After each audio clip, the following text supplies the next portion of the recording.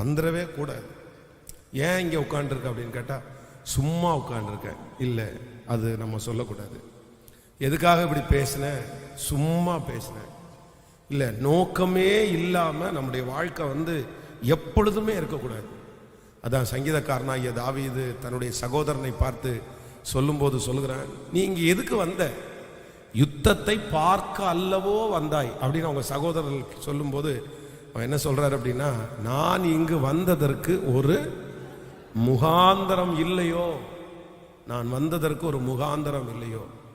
நீங்கள் ஆபிரகாமோடு கூட லோத்து இருக்கிற வரைக்கும் பார்த்தீங்கன்னா அவன் சும்மா இருக்கல. ஏன் சும்மா இருக்கல அப்படின்னா, ஆபிரகாம் சும்மா இருக்காத ஆள். ஆபிரகாம் உழைக்கிற ஆள், ரொம்ப வேகமான ஆள். நான் அநேக டைம் ஆபிரகாமையும் லோத்தையும் உங்களுக்கு அந்த ஆபிரகாமனுடைய அதிகாரத்தையும் லோத்தனுடைய அதிகாரத்தையும் அப்படியே ஒப்பிட்டு உங்களுக்கு காமிச்சிருக்கிறேன். ஆபிரகாம் பொதுவாகவே ரொம்ப வேகமானவர்.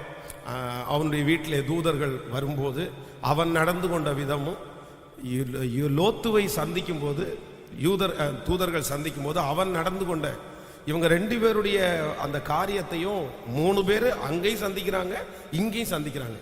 ஆனால் இவனை சந்திக்கும் போது அவனுடைய அந்த ரியாக்ஷன், அவனுடைய நடந்து கொள்ளுதலுக்கும் இவனுடைய நடந்து கொள்ளுதலுக்கும் நிறைய வித்தியாசம் இருக்குது. ஆபிரகாம் அவர்களை வர கண்டு ஓடி பக்கத்தில் போய், வாங்க எங்கள் வீட்டு மட்டும் தங்கிட்டு போங்க.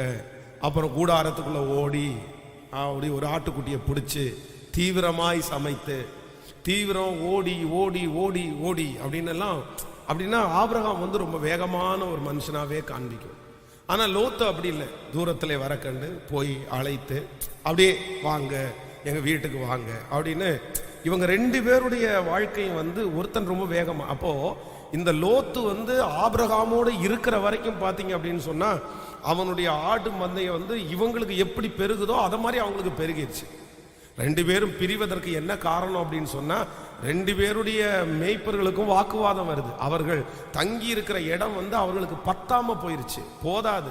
ஏன்னா ஆபிரகாமும் பெருகிறாரு, லோத்தும் பெருகிறாரு. அதனால தான் சரி நம்ம சகோதரர், நம்ம ஏன் சண்டை போடணும், நம்ம பிரிவோம் அப்படின்னு. அப்போ ஒரு தரிசனம் உள்ள, ஒரு லட்சியம் உள்ள, ஒரு வேகமான ஒரு மனுஷனோட நம்ம இருக்கும்போது என்ன வரும் அப்படின்னா, நம்மை அறியாமலே அந்த வேகம் நமக்குள்ள வரும்.